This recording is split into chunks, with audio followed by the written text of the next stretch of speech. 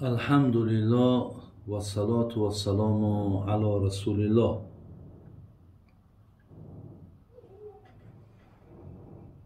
برادران عزیز و گرامی،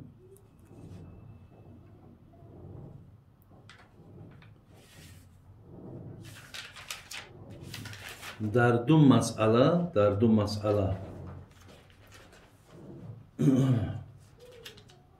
برای من بسیار اعتراض کردن و از دو مسئله گفتگی ما بسیار برادرای ما گوییم، شاید بسیار هم نه، یک اندک از برادرای ما ناراحتی کردن. یکی مسئله ای که من از نام مادرها و خواهرهایی که اونها را 3 سال و 5 سال و 11 سال که من این سالها را از زبان اونها برای شما گفتم و یک مراجعت هم کردم، شاید یگان حالتی یگان احساساتی هم بود، یگان تحقیر همون زنهای روس هم کرده باشم. مثل گفتم که مثال شما همون زنهای بعضی بوگنی گفته. بله برادران عزیز، من این را از حساب آن گفتم که وقتی میبینم حق این زنها وقتی پایمال میشوند، من این را به این خاطر گفتم. ولی با من 3-4 نفر نشستند و سوال جواب کردند. با تلفن با من سوال جواب کردند و بسیار ناراحتی کردند به خاطری که اونها خودشون زن روسی داشتند. حتی من سخن اونها را نویساندم. اگر اینجا ده که وای برای من چی گفت، من سخنشان گفت بابای حاجی گفت انا من زن روسی دارم. این سخن یکی از آن برادرایی که من در زنگ زده بود. 1000 از 1000 تاجیک ده بهتر بالا هست. بوگنی نیست. تحقیر نکن. من 6 فرزند دارم و این زن من اسلام قبول کردگی است. برای همین دل ما را مقصد سیاه نکن.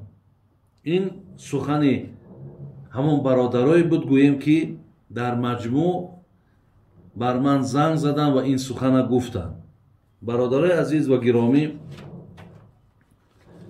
من اولا شما آگاه باشین که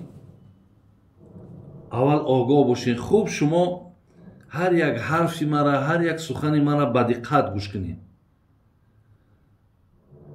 من قبلا میگم با والله قسم چیزی میگویم به خاطر خدا میگم. به خاطر خدا میگم که وقتی که شما بینین که هر یک حرفی من اگر به شرطی که نادرست باشد، ای پیش خودم باشد یا با فایده خودم باشد، اینجا در بعد تو حق ملامت کردن داری. یکمن من گفتم که مردهایی که 3 سال 5 سال تا 11 سال مردایی هست که زنهاشون خبر نگرفتن، فرزنداشون خبر نگرفتن، اونها گفتن که برای ما سوم روان میکند، بین تلفن هم میکند، لیکن سوم و تلفن او مهمتر ضرورتر از این نیست که وای پیش ما بیاید. و حتی گفتن اونها خودشان در همونجا برای آرام کردن نفس خودشان یک زنی انمون بوگنیه که گفتیم یا یک زنی مثال دیگر کلمه‌ای را که اونها استفاده بردن، اونها گفتن برای آرام کردن خودشان زنها را نکاح کرده گرفتن. لیکن ما چی کار کنیم؟ برادری عزیز و گرامی، هر کدامی که از شما اگر در همین حالت باشی، یعنی زن همین قصال تو خبر نگرفته، در اونجا زن داری، ممکن فرزند داری، ولی این زن و این فرزندی در اینجا هست، آیا این یگان حق بالای تو ندارد؟ آیا حق دعوا کردن ندارد؟ آیا حق مثال همون ملامت کردن تو ندارد؟ چرا که او زنی که مثال در اونجا داری او حق داشته، او ای هزار تاجیک در بالا بوده است، چرا این زن، حالا که این زن هم زنی نکاحی است کو، اینم بالای تو حق دارد که من حقاش از آیت های قرآن و حدیث های پیامبر برای شما گوش زد کردم. من از پیش خودم چیزی نگفتم. برای همین باز میگم در این مسئله هر کدامی که از شما در اونجا زن گرفتین، من حتی آیت قرآن هم آوردم از سوره مبارکه مائده آیت 5 و المحصنات من الذین اوتوا الکتاب، بین ما همین آیت برای شما آوردم که حتی خدای مهربان اجازت داده است مردها را که شما زنهای محسناتش برادر عزیز و گرامی همون زنهای کتابیه که با موافق کتابشان باشد، چی لباس پوشیش، چی نوشیدنش، چی خوراکش، چی گشت و گذارش، همه با موافق کتاب باشد. یعنی وقتی وای گوید که من اهل کتابم لیکن 80% بدنش لوچه، بگد من اهل کتابم لیکن روزی دراز نوشاکی های مثال بگیم مسکننده می نوشه، من اهل کتابم مثلا شب به شب می گرده یا خواه بیایه خواه نخواه ناید، آیا برادر عزیز این زنداری نیست که آخی الله با این خیل زن شما را تاکید نکرد که با این خیل زنداری که یا این خیل زن بگیر نرنیکای خود درار، تو برای این کارت گناهگار میشه که. دیگر اینکه چرا برادر عزیز وقتی کردارهای زشتی همون را میبینی، چیزایی را که من حاضر گفتم، چرا برای پیشگیری کردن او تو قوت نداری، تو سعی نداری، چرا تو غیرت نداری؟ نمیتونی که این کارا را برای او کسمان کردن. معلوم میشود دادر عزیز هر کدامید که اگر از زمره همین خیل زنها را شما در نکاحتون در آورده باشین،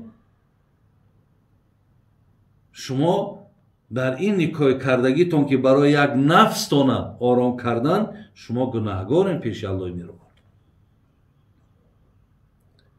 ولی آن نفرهایی که زنهای را گرفتن، خیلی که برادر میگد من 6 فرزند دارم، زنی من مسلمان است، ما در راست اونها برادر عزیز هیچ چیز گفته نمیتونیم. دهن ما بسته، ویم البته به البته ویم احترام دارد، ویم قدر دارد، ویم قیمت دارد. حتی همون زنهای کتابیه که اگر با کتابی خودشون پایبند عمل باشن، همونها هم احترام حق دارن. اینجا ملامتی من و گپی من در سر انامون کردارهای بد زیشتی اونها می رود. لیکن بازم یمی که اگر وای مسلمانم باشد، فرزندم داشته باشی، لیکن این زن و این فرزندای اینجا بدگی تا خبر نگیری، برای اینم باز جوابگری، برای اینم تو در پیشگاه خدای مهربان مسئولی برادر عزیز. دیگر مراجعتی که من کردم این بود که بسیاری از شوهرها تلفن نمیکنن، میگه برادرای عزیز آخی اینها بیچاره با کی مراجعت کنن؟ با کی مراجعت کنن؟ شاید صدای من، آوازی من که به گوش شما میرسد، اینا در من مراجعت کردن که حاجی بابا شما گوین، شاید که همونا مقصد به یک سری خلاصه بیاین. درست کردن آخی، ممکن همی آوازی من رود، دیگر با تلفن با او تو صحبت نکنی، تلفنش نکنی. من برای شما گفتم که تلفن کنین، احوالشون بپرسین، از کمبودی هاشون مقصد همیشه آگاهی داشته باشین برای خدمت هایی که در حق پدر و مادرت خانه و دری تو میکند، فرزندای تو میکند، شما شکرگزاری سپاسگزاری کنین. این تماما از رمکه آدمگری و ایمانداری و انسانگری بیرونه که یک آدم 3 سال 5 سال در خدمت خانواده تو سرگردان ایو، تو یک بار اوقات یک بار تلفنی صحبت نمیکنی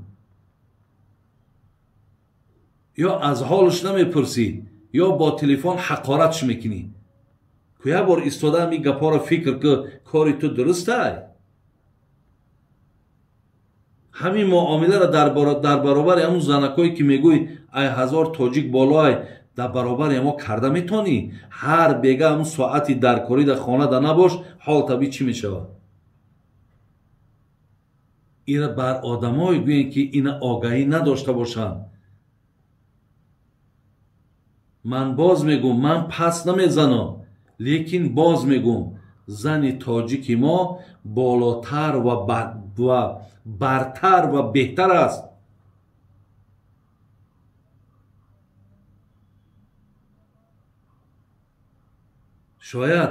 شاید زمانش بیاید، ممکن حاضر ترای گپا نمیفارد، شاید زمانش بیاید که وقتی بیرونی درد کرد و وقتی دیگر میبینی حالی خطا و میبینی مقصد به قدری خطا، بعد ممکن به درون دیلت بعد برای من یگان رحمت های یگان دعای نیکی بکنی.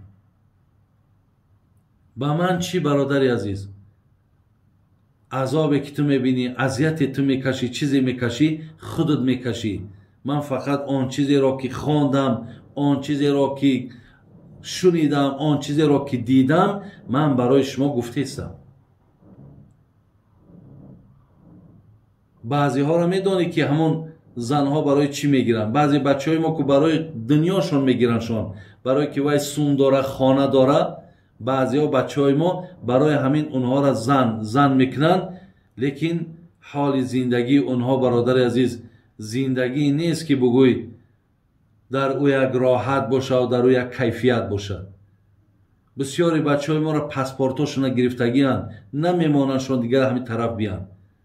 بعضی هاشا برای همون موسراشا پرتافتن یا برای سگشا نگاه کردن یا برای موش دارن. خطان میدانین موشای همه را نگاه کردن میگیرن. این گپای ما برادرای عزیز برای شما باید جای خفگی نباشد. آخه شما برادرای مایین، من برادر شمایم. اگه گپی حق کمترک تلخه، کمتر سخت میرسه. یکی وقتی که اگر تو زن داشته باشی و زندگی حلالی تازه داشته باشی و با از این زنت خبر بگیری، برادر عزیز گپ در سر این نرفتیست. من برای آدمایی گپ میزنم که اونها یک طرف تمام شرایط دادن، طرف دیگر را تماما اهمیت نیست. فکر میکنم اگه سخن ما فهمیدی برادر عزیز. بوگینیه که من گفتم مقصدم انمونهایی هستن که در دهنکاشون سیگارت روزی دراز از نوشابه های مثال بگیم هم مسکننده می نوشن و در خانه مقصد بگیم پای بالای پای پرتافتگی شدگی. مقصد ما اونها بودن. مقصد ما او زن تازه حلال پاکیزه که ناموس و ننگی تای، مقصد من اون نبود. خدای مهربان حفظتان کند، خدای مهربان توفیقتان تید. باز میگم که برادرای عزیز و گرامی، حتما زن از مردم خودمان بگیرین. خدا خواهد برای شما با خیر است، هم دنیا تونده هم آخرت تونده. سلام علیکم و رحمت الله و برکاته.